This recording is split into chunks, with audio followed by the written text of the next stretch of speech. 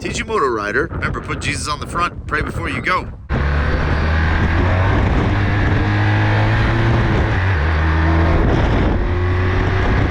It's a really windy day. Welcome to Missouri. That's the BMW R1200 RT behind me. I'm going to take it for a ride on the highway. It is very windy. It's 570 pounds wet. I'm going to see how good those fairings really are with the windscreen up and down and see what we got. I had a K1200. I wonder if they got some of the bugs worked out. Ever since I drove a BMW motorcycle, I buy the most expensive caviar I can just to re-release it back into the wild. Right here in this pond. Catch and release for wealthy people. Dual overhead cam, 4 valves per cylinder, 1170 cc, 125 horsepower, 92 foot-pounds of torque monster. Let's see what it can do. All right, you got rain mode and road mode. So in raid mode, you do have good decent traction control system on here. It's also got smart suspension, so it can configure the weight with you and a passenger, just you, or you and a passenger and luggage, and it'll reconfigure your suspension for you. It's a very, very smart bike, even for 2016. You got to remember, this was, 9 years ago. This screen, when it's up all the way, you can just put your visor up, pretty much. It's just nice, really nice. The wind protection's amazing. The heated seat's amazing. The heated grip's amazing. These are options, of course. Cruise control. What's awesome about these old BMWs when you buy them is you end up not paying a whole lot of money, but you end up getting all these nice little perks that you just love having, things that kind of spoil you a little bit, With this Flat 2, it's air-cooled very well, but they've also added water cooling as well. Ever since I bought a BMW, I continually look at people like this. Because that's what BMW owners do. They look at people like this. I've seen it. See, there's your menu toggle. And then as you click through, you just roll this up and down. You can set your suspension, fuel consumption range, trip information. You can set your heated grips by twisting this up and down. Heated seat. It's a really windy day today. So BMWs, sort of have a bit of a reputation of being a little bit finicky. I had a K1200. It got me through a winter, and I had some issues with when it got too cold. You lost the servo motor that controlled the braking system, and there were some issues there. I went on some forums, and they said, do the delete. Get rid of the ABS, do the full delete, and you can pretty much solve that. I didn't want to lose ABS.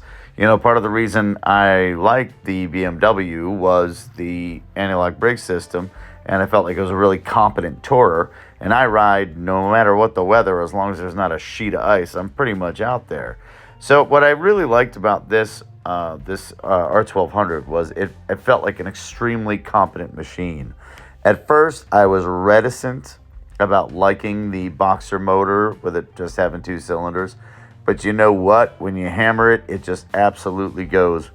And as I'm about to make my right and go onto the highway here, I didn't even mean to, but as I revved it hard in second, nose came up really good. I was surprised at how much power it really did have when I dumped it all on the rear wheel. Very impressed. Back in the day, brand new, 18 grand. Now used, 2016, you get them around 6,000 or 7,000. What is wrong with me? Should I make that number 21? So how does it compare to the FJR 1300? How does it compare to some of the other sport tours I've been on? It's a little more raw. I found the FJR 1300, when you hammer it, it's more linear, it doesn't feel as twitchy or jerky to me, and it felt like the FJR had more of a controlled power to the throttle.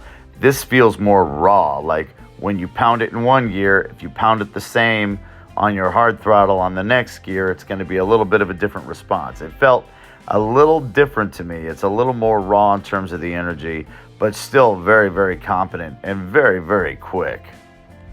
So today, the wind is gusting at about 40 to 50 miles an hour. Very, very windy day. And even with the 570 pounds wet, the bike's really not being blown around as badly as you would think. I thought it did a very, very good job of handling the air. And I thought the suspension travel was very, very soft. And you can set that. You can set your suspension. Soft really does mean soft, by the way. And I thought it was a very, very comfortable ride. The leg position I found to be very neutral and very easy to deal with. And I love the way the tank and all the gadgets rise up in front of you. You literally feel like you are on a techno throne.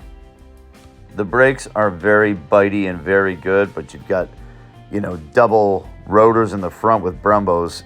This bike stops on an absolute dime and is so maneuverable in the corners. You know, having that 58-inch wheelbase, it's the same wheelbase pretty much as my ZX14. So it gives you that. It's just long enough to where you've got the good straight line stability, but it's still short enough to where cornering is an absolute pleasure. So this bike has 47,000 miles on it, but I'm thinking about pulling the trigger on it. I'm not too worried about the 47,000 miles on this Boxer engine. I was doing some research, and it is very common for this motor to go 100 to 250,000 miles depending on your maintenance. I have a good friend of mine actually who's got 120,000 miles on his, just turned 120,000 miles, and has never had an issue. As I understand, it's a bulletproof Rockstar motor as long as you get the maintenance done. So I'm really not that reticent about pulling the trigger on this bike. It's got a 6.6 gallon tank, getting about 40 to 43 miles per gallon. Fuel range just over 240 miles, very, very good. In sixth gear at 70 miles an hour, it was tacking out at 3,200 RPMs, and it was not very loud at all. I could easily see the engine noise not being a problem on a long tour on this bike. With the giant fairing and the fixed mirrors, it comes off as a really large bike, but it's really nimble and easy to deal with. You know, I don't know what it is about the design of the BMW, but for some reason you just can't stop staring at it. It just comes off as such a modern piece of art, the way you look at it, the way the curves are, the way the tank is, the way the fairing's shaped. And it's just so competent. You know, it does seem like it's a big bike, but honestly, if you jump on it and start flicking it around, it comes off kind of like just another sport bike in terms of its weight. You know, it's very flickable. It doesn't come off as heavy at all. Same time, you feel like you're on something substantial. You don't feel like you're riding some trinket. You don't feel like you're riding some toy that's going to get you into trouble. You feel like you're on something extremely competent, even though it is raw power when you hammer it. I do like having the speedo and the tach as dials, you know, old school dials right in front of you. Also gives you a fuel gauge, temperature gauge right there, and the gear indicator really kind of is a nice touch. The other cool thing is that the cruise control is instant. As soon as you hit the button, it is engaged. I mean, instantaneously. That cannot be said for my Goldwing or some of the other bikes I've had that have had cruise control. I do like the way the BMW gadgets are real easy to use. The menu toggle right by your thumb, the up and down right by your thumb to twist through the menu system. It's sensible and easy. I love the fact that this bike comes with a center stand that makes maintenance an absolute breeze. I do most of my own maintenance, so that makes things much, much easier. We're going to take it up here in the parking lot in a minute and do the slow maneuvering, show you how that goes. Let's pretend we're in a nice, tight situation. We've got it just... Oh yeah, this thing's easy. Oh my goodness, this thing is so easy to deal with. Oh my goodness gracious, you know, this thing is just worming its way into my brain now. Oh, you know, it's raw. All I did was, I didn't even rev and pop. I just popped as I hit hard on second, nose up. Usually you have to give it a little hold back, and then this just sort of came up right away. I will say the FJR had more manners. The FJR felt faster. It felt like a more controlled torque as you're popping through. These gears are kind of clunky, and then they give you too much a little when you're hitting it hard. There is less control, it feels like, when you're doing the hard throttling with shifting. And that's my review of the 2016 BMW R1200 RT. Keep Jesus on the front. Pray before you go. TG MotoRider signing off. Number 21.